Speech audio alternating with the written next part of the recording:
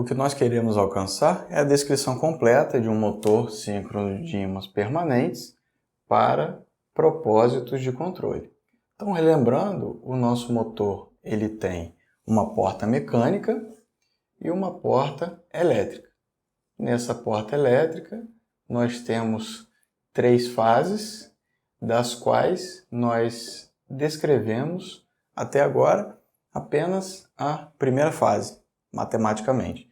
Então, relembrando, do lado de cá, qualquer sistema que se interconectar a essa parte mecânica terá acesso ao mesmo torque e à mesma rotação que o eixo do motor.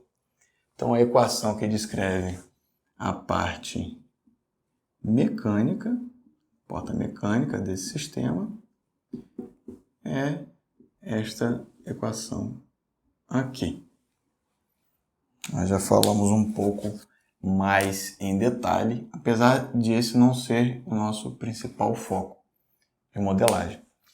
Do lado de cá, nós já vimos que a equação que descreve esta porta, olhando apenas para uma única fase, seria esta equação aqui.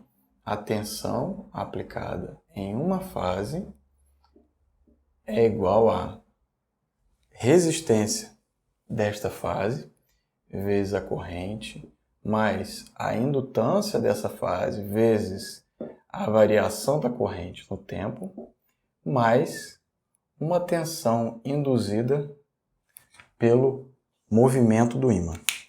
Então, essas duas equações são fundamentais para compreendermos o funcionamento do PMSM.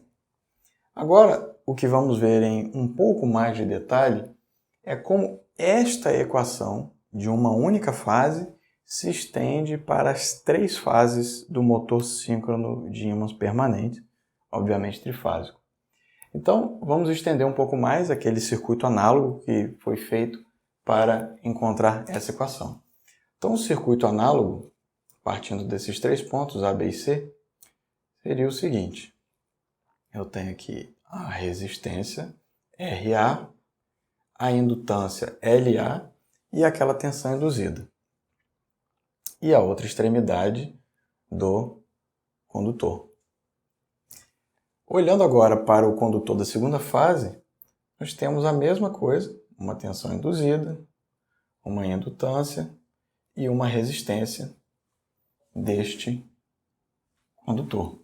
Esse aqui seria o ponto B, que vemos aqui. Então, ponto A, ponto B, e analogamente para o ponto C, tensão induzida, indutância e resistência, ponto C. E aquele ponto N que a gente tinha assumido para simplificação da análise. Então, RA, LA, RC, LC, LB, RB. E aqui as tensões induzidas, vamos chamar de EAM, EBM e ECM. Agora o que nós temos de diferente do circuito anterior, análogo, que era apenas para uma fase, que agora temos as 3 fases interconectadas. Para fins de simplificação e de analogia, vamos utilizar esta mesma estrutura desta equação para uma única fase e expandi-la para as 3 fases. Então eu vou apagar aqui o desenho do motor, que agora não tem tanta importância para a gente nesse ponto da explicação. E vamos reescrever essa equação fazendo uma analogia direta. Então vamos olhar para ela de um ponto de vista matricial. Então, essa mesma equação que eu tenho para VA, eu terei para VB e VC. Então esse é o primeiro termo de uma equação diferencial matricial.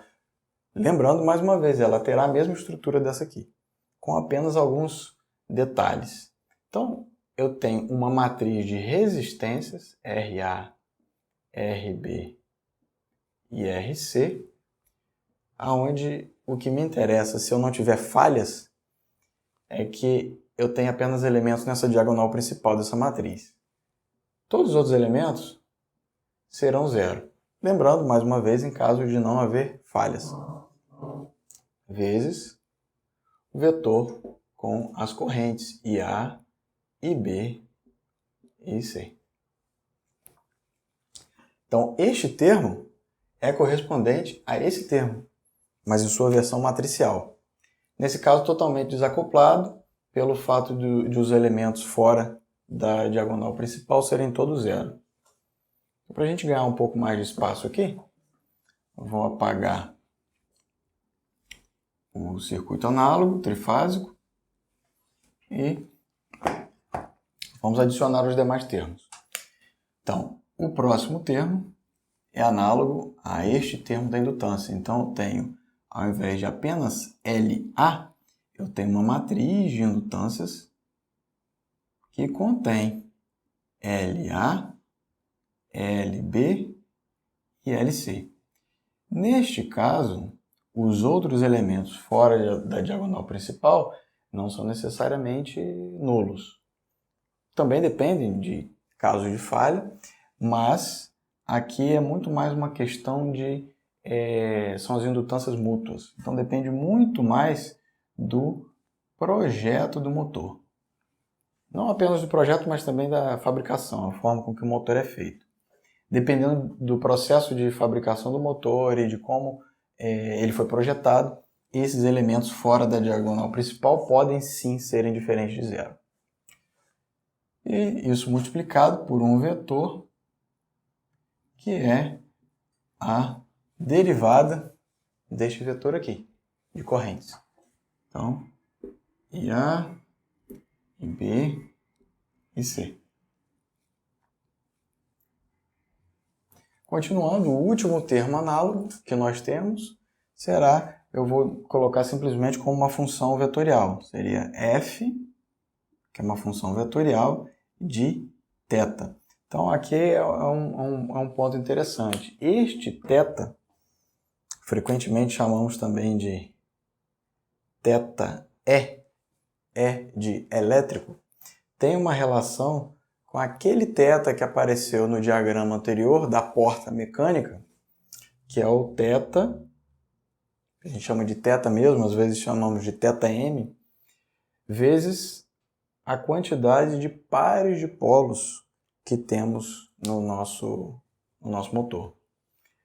Note que este último termo, correspondente à tensão induzida pelo movimento dos ímãs permanentes, ele é uma função da rotação. Isso nós vamos ver em um pouco mais de detalhe, mas o que interessa é que neste ponto nós temos uma versão matricial desse modelo que podemos resumir da seguinte maneira, para uma notação mais simplificada, onde todos os vetores e as matrizes podem ser reescritas e manter essa analogia visualmente. Então teremos um vetor de tensões, VA, VB e VC, igual a uma matriz de resistências vezes um vetor de correntes mais uma matriz de indutâncias vezes a derivada do vetor de correntes mais a tal da função vetorial que depende de θ. E agora sim, nós temos um conjunto de equações que descreve completamente a porta elétrica. Então essa é a descrição da porta mecânica e esta é a descrição da porta elétrica, considerando as três fases.